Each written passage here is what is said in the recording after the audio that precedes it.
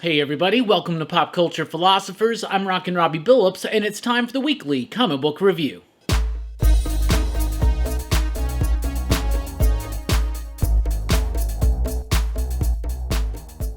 That's right, everybody. Thanks for checking out the video. I am Rockin' Robbie Billups. This is the weekly comic book review. It's the show where I read a lot of comic books, and I'll let you know what I thought about them, and we always start with the pick of the week. But first, let me remind you that PCP can save you money at Dynamic Forces. That's right, just visit dynamicforces.com, enter Robbie at your cart, and save 10%. And this week's pick of the week is Not All Robots, issue number 3 from AWA Upshot, written by Mark Russell, with artwork by Mike Deodato Jr., colors provided by Lee Lowridge. I really like this book. I think it's been one of the stronger Mark Russell books here lately. It's got that satirical nature that you're used to. It's got some commentary on society, but it's a little bit more nuanced, it's a little bit more out there, and it's wrapped around a really interesting take on a robot revolution. So this is a world in which most of humanity, we can't even take care of ourselves anymore. So the robots go sentient, they go artificial intelligence, and they decide that they gotta kind of keep us as pets. So every household is assigned a robot, right? And there's robot uprisings and revolutions, and then one of them's responsible for the death of everybody in Orlando, and he gets off in court, and it's just a weird skewed system, and we're dealing with the after effects here. We're also still doing that character work and the character work on the robots and building up the world of what's going on, and I'm really, really excited. I thought this was the best issue of this series yet, and it's not been bad. It's been pretty solid. Not all robots. Great science fiction with a message, but also incredibly entertaining. And the ending on this one, I laughed out loud. I was like, what? I did not see that one coming. That was really, really cool. So this is about robots replacing men, and then man-like robots replacing robots. Anyway, Not All Robots, number 3. The pick of the week. Let's jump over to DC, because from Black Label, we have Hill House Comics returning with Refrigerator Full of Heads, issue number 1. This was probably a number 2 of the week, almost a pick of the week. I thought it was really solid. Written by Joe Hill, artwork by Tom Fowler, Bill Crabtree rounding out that creative team.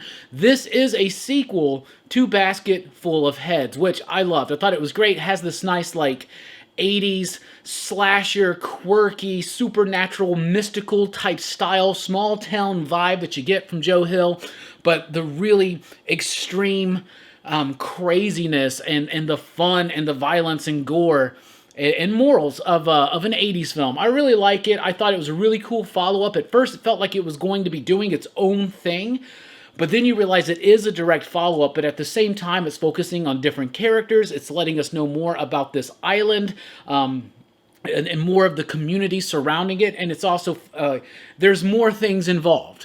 And we haven't really quite got to the idea of what the refrigerator is supposed to be, but it's been introduced, and I'm really excited. Refrigerator Full of Heads, number 1. If you liked Basket Full of Heads, I think you'll like that one. Then we got Catwoman, Lonely City, issue number 1 of 3, I believe. This is from DC Black Label as well, and it's written, illustrated, colored, and lettered by Cliff Chiang. Cliff Chiang, who did one of my favorite Wonder Womans out there, the New 52 run with Brian Azzarello. Check out our Comics Revisited if you did ever get to check that one out.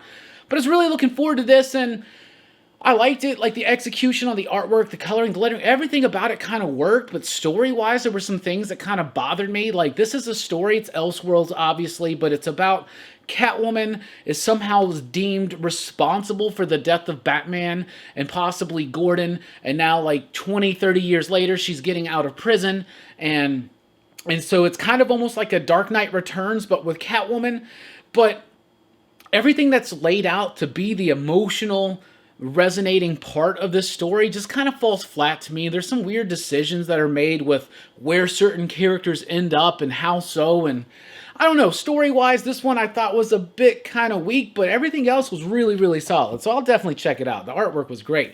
Nubia and the Amazons, issue number 1 of 6. This is Stephanie Williams, Vita Ayala, and the artist is Martinez. Let's see, Aletha Martinez. Artwork's fine for the most part, but the story, it's decent enough. Doesn't really get much into the character of Nubia. I'm not super familiar with this character. There's this well that people, lost souls of women who were killed by men can, come through, and that's how they populate. I don't know where that comes from. I need to brush up on my Wonder Woman history, I guess. But it's been like deactivated for a long time. Now it's activated again. They're responding to this. It's all a big build up to this Trial of the Amazons event that they just announced for like 2022. But I didn't really find much in here. Not a lot of meat on the bones. Not really much, whether in concept or in character, to really carry me through or to really want to come back for the next issue. So I don't know. The Wonder Woman books have been kind of not my cup of tea lately, and I'd like to see a nice refocus. Now, obviously, they're trying to do that refocus, but it's just not working for me so far. We got Batman Secret Files Peacekeeper 01 Fear State.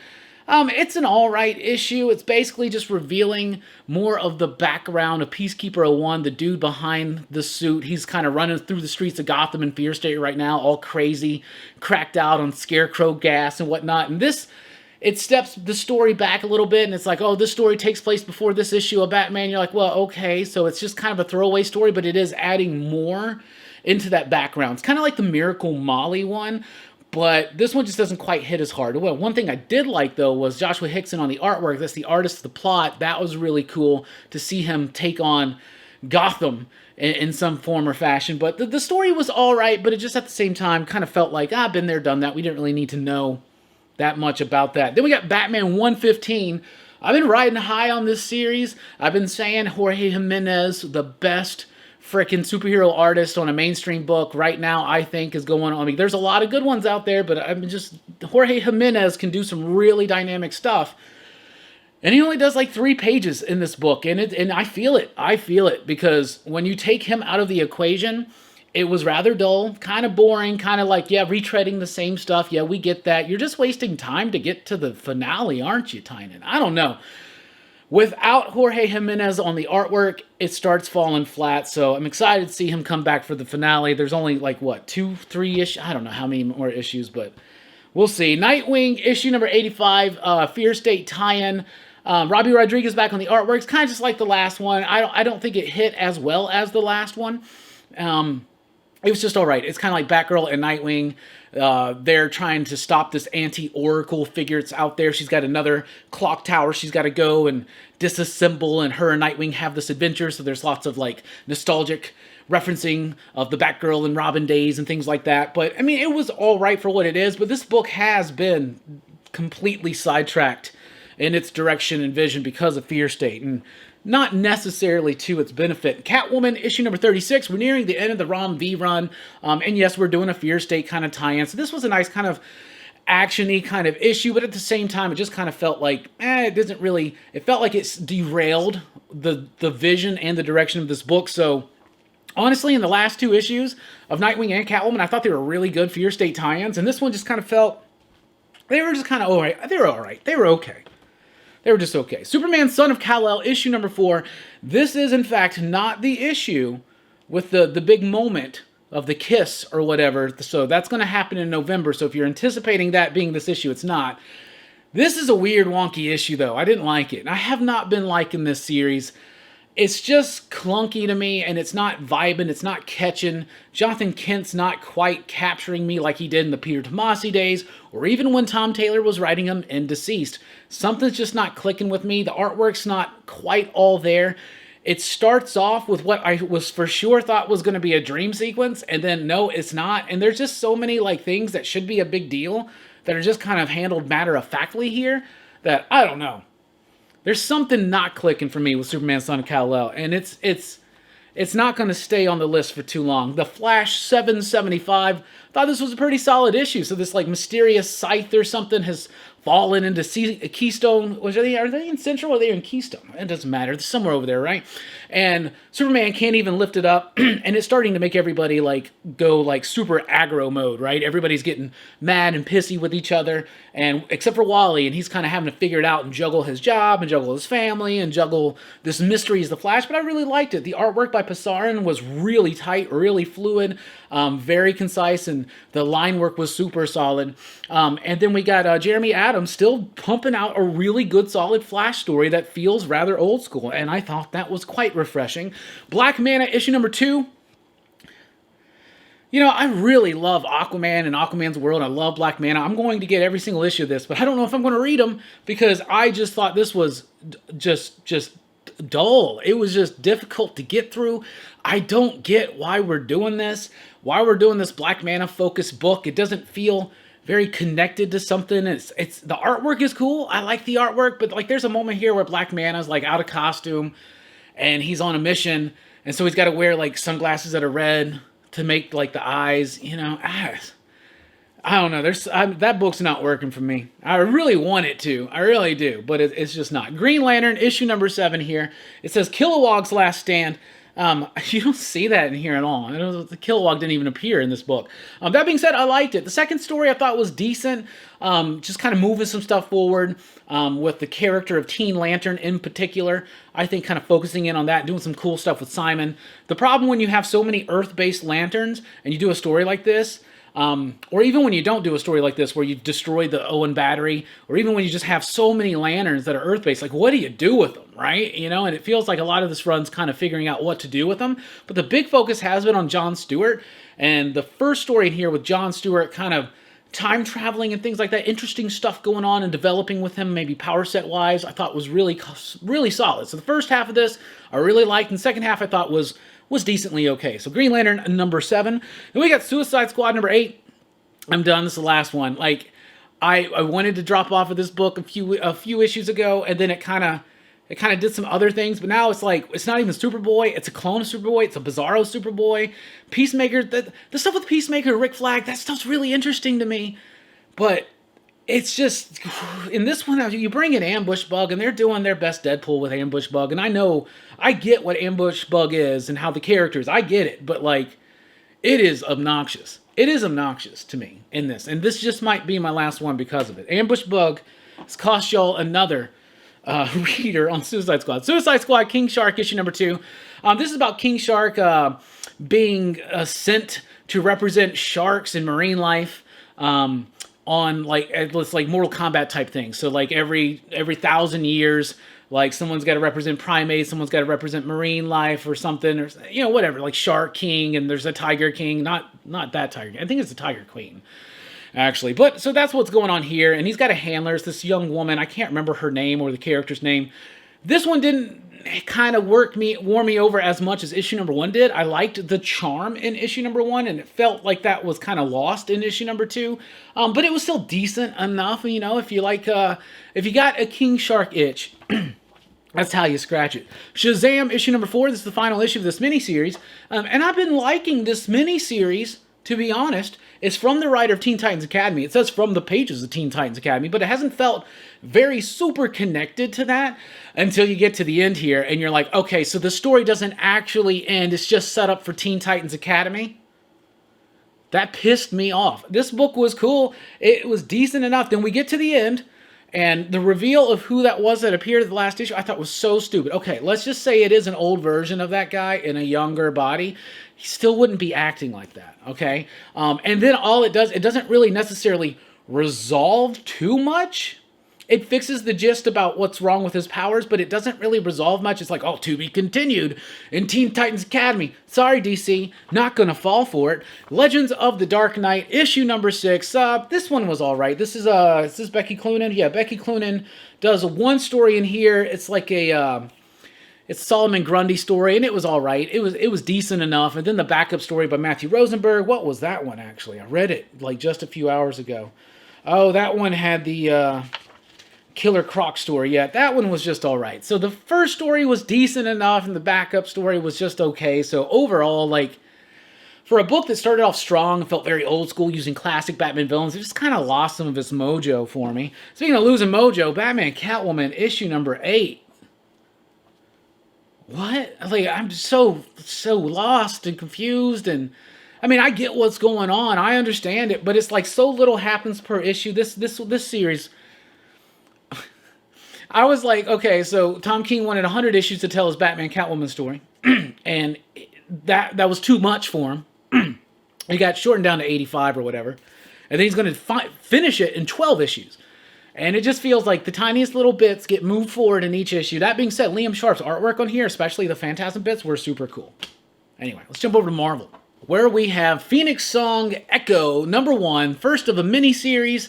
I'm not familiar with the creators, Rebecca Roanhorse, Luca Marceska, Carlos Lopez.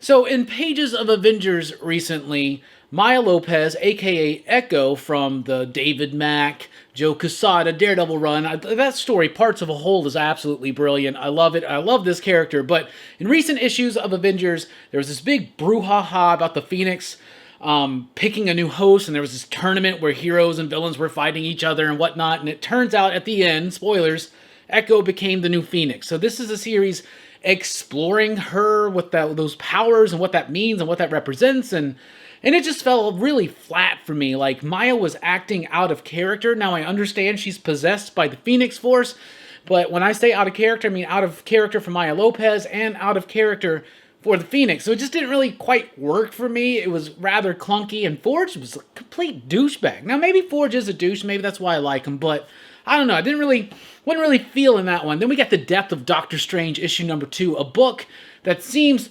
preposterously dumb, just in concept, right? Oh, Doctor Strange, you're going to kill him right before he's got another movie coming out? I don't buy that. I don't get that. I don't feel that, right? But I liked the first issue. It's written by Jed MacKay, who's doing some really solid work at Marvel right now. Check out Black Cat, but definitely check out Moon Knight as well. Lee Garbett on the artwork with this nice kind of like old school kind of flair to it. So yeah, in the first issue, they killed Doctor Strange. Spoilers, he died, right? But what happened was he took a sliver of him from the past, set aside like a week of his past self to break in case of emergency, to show up and just kind of, take care of things when he dies. And that's what happens here. So you have basically the Ditko Doctor Strange from those very early days of like Strange Tales showing up in this current world trying to deal with the mystery of his own death. And he says shit like zounds and stuff like that. And I thought it worked. It worked really well. It was humorous, it was fun, but it was adventurous, and it had a nice flow through it. I really liked it. Death of Doctor Strange number 2.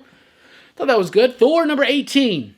I liked this issue of Thor. I've been eagerly anticipating the day when I can say that again. I feel like the last few issues have just been a little bit slower, and obviously it's about the pace of the long run, and it slowed down a little bit, but some setup was done. Now we got the mystery of the hammer. What's going on with that? Now we got to go off. Of course, Thor needs some help. So he has to go to Loki and kind of ask for help. And there was a nice dynamic in their conversation there. And then he's got to go to Throg. And Throg wants to help. But Throg's going to get his homies to help him. And that was just really fun. Cute and charming.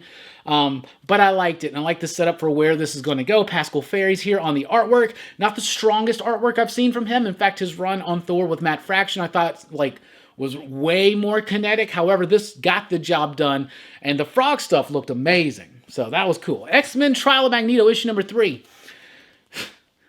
Okay. Why did I read this? I don't know why I'm reading this. I would just want to know what the hell they're trying to do here, right? So Scarlet Witch gets killed, Magneto gets framed for it, or he actually did it because he confessed to doing it. He's acting weird and out of character. Wanda comes back in the next issue to kind of explain why and how that's happening. Man, this is so clunky and dumb. I just could not even care. But I didn't have a bad time reading it because I'm reading it just being like, what are they going to do next? This is ridiculous. Anyway, Trial of Magneto number 3. Didn't like that one. Fantastic Four 37. I really liked this issue. This was a nice one-and-done, self-contained type story that's set right in the middle of the ongoing run. Johnny's still dealing with constantly being flamed on and the flame burning with more intensity than ever. Him and Spider-Man have a nice meeting up at the Statue of Liberty, so that's a nice throwback. It's always cool to have. But it's also Halloween night.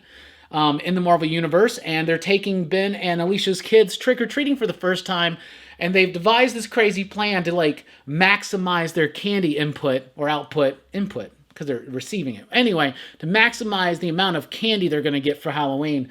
And this is a nice, fun issue, and it had a good, legitimate threat that showed up. They dealt with it. It had emotional wrap-up toward the end. It was centered in the middle of a long run. This is how you do it. Dan Slott, just having to be focused on this one book, is doing a really good job, and I'm liking it. It feels like a Fantastic Four story, and I really gotta give kudos to Marvel, because this rarely happens with the big two. Rarely happens, but they timed a Halloween-themed issue that came out perfectly timed, just a week before Halloween, week and a half before Halloween. What the hell? And Dan delivered it on time. Wow. From Dynamite, we've got Purgatory, issue number 1. I want to be honest with you. I've never read a Purgatory comic book in my life. Know nothing about this character. Just the Chaos Days, Lady Death. Most people bought those things for covers. But I wanted to jump in and check it out. Now, there's already been a Purgatory series at Dynamite, and of course, there was the Vampirella versus Purgatory series. I haven't read those, so I just wanted to jump in here, and a good comic book will get you caught up, and it did. I now know more. I just thought she was a demon. She's like a vampire or something, so that's kind of interesting. But as the result of what's happened, because they reference a lot of what's come before, so I did feel a little bit lost, but the story did do a really solid job. I think it's written by Ray Fox, if I remember correctly. But the story did do a really solid job of getting me caught up on everything, even though I wasn't, right? So because of all the craziness she's been dealing with, Purgatory, she is like meditating with these monks or whatever, and then there's this group of people, they're like witches or something, and one of them disguises themselves as a monk, goes there and kills all the monks, and then she comes out of meditation, he's like, yo, I'm coming after you. So I liked it, and then it got to the ending, and I was like, what? So it had some nice moments, and I really thought it was cool, and it was interesting to jump into a new character that I've never read before, and enjoy it. Then we have Betty Page, Curse of the Banshee, issue number 5. This is the final issue of the series. I've liked this series. It gives me some of those old school horror adventure vibes, talking like Abbott and Costello and things like that. And it was a nice, solid, satisfying finish. It could have been a little bit more punchy with its action and adventure sense because it had that really well in the beginning. Then it kind of went into its, it kind of went to its exposition, and now the finale just feels a bit rushed. There's a lot of promise of some action in here, but a lot of that happens off panel. So I would have liked a little bit more of a punchy, adventurous ending. Aside from that, I was satisfied with the ending and the resolution. And this book was cool. It's the first Betty Page comic I've read, and I'm definitely going to be checking out the others. We got Red Sonja, Black, White, Red. This is an anthology book centered around colors. There's going to be black and white comics with a tinge of red in it here and there. So you got the first story by Sanya Anwar and Kiki J. Diaz, and Hassan Osman El-Hal was the letter of all this. That story was decent enough, but the Iron Queen was a Philip Kennedy Johnson story with artwork by Steve Beach that was freaking phenomenal. Like, phenomenal. Look at that artwork right there. That blew me away. Really like the story, too. It's about an older Red Sonja after she's become queen. And then the final story is by Chuck Brown and Drew Moss, and I really like that one, too. It had a nice little, like, light, flowy touch. So Red Sonja, this Red Sonja anthology has been better than most of the color-themed anthologies from the other companies, I would say. Beyond the Breach, issue number 4. This was an awesome issue. Ed Brisson, Damian Cosiro. Really liking it. So you get a lot more explanation about who is this wizard riding this turtle, why is this craziness happening, because this is a book where a woman's just driving down the street one day and all of a sudden, bam, flashes out and dimensions have crossed over and there's like weird aliens and giants and turtles and wizards and shit like that, right? So you get a big explanation on exactly what's going on, and it's perfectly placed because even though this is an exposition-heavy issue, it doesn't feel bogged down or weighted down by it, right? It actually has a really nice flow that glides right through the story. So I'm loving this book, think it's solid. The only thing that concerns me is this, like, to be concluded. And I'm like, well, there's going to be a volume 2, right? Like a We Live or a Maniac of New York type thing. Like, come on. Like, you can't just wrap this all up in one issue. Come on. This story's got way more potential than that. Way more. Then we got Eat the Rich, issue number 3. Story is ironing itself out. I am liking the story better, and it just feels a little weird. Like, here we are in issue number 3. I think it's 5 or 6 issues. I'm not sure. And because of, they have to move time really. So they spend so much in Act 1, and then in Act 2, they just kind of go ahead a lot. And it's not like it's a trick that is not utilized well and efficiently in this issue and, of course, in other comics, but there was something about a disconnect there because you try to age things up and then you're trying to see, but then you get a hook at the end, and this book just seems to have some structural issues. This issue in particular and the story overall. I think if we would have gotten to the moment that's revealed here, like earlier on, I think it could have had more of a like, wow, really? Really? But I don't know, it's still all right. It's still all right. It's just not my favorite thing.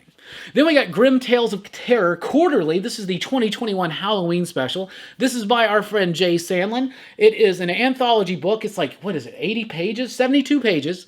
Everything's written by Jay Sandlin, and it's about this theme park called Dreamland, but on Halloween it becomes Nightmare Land, right?